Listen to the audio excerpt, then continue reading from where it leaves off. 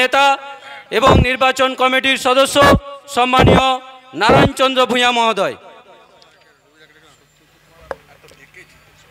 মাননীয় সত্যজিৎ মাল আমাদের গ্রাম পঞ্চায়েতের সদস্য এবং পাতন্দা বুথের অন্যতম নেতৃত্ব রবীন্দ্রনাথ নায়েক, আপনারা মঞ্চে আসুন।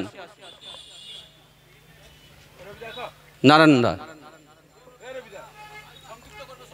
সম্মানীয় আজকের এই মহতী সভার সভাপতি মহাশয়, মঞ্চে উপবিষ্ট আছেন সমস্ত নেতৃবর্গ, আমি নাম ধরছি না, অনেক সময় চলে যাবে, এবং মঞ্চের সামনে উপস্থিত আছেন মমতা বন্দ্যোপাধ্যায়ের একনিষ্ঠ কর্মীবৃন্দ এবং রামতরক বাজারের ক্রেতা বিক্রেতা পথচারী মানুষজন।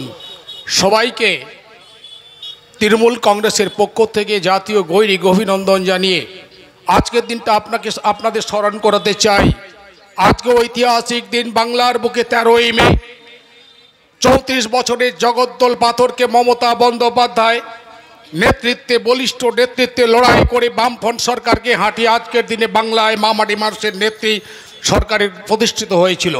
এর জন্য মমতা বন্দ্যোপাধ্যায়কে ধন্যবাদ আপনারা দেবেন না, হাততালি দিয়ে মমতা বন্দ্যোপাধ্যায়ের উদ্দেশ্যে আপনারা করতালি জোর করে উৎসাহিত করুন। আপনারা জানেন যে আগামী সারা ভারতবর্ষে 18 লোকসভা নির্বাচন, এই নির্বাচনে আপনারা কাকে ভোট দেবেন?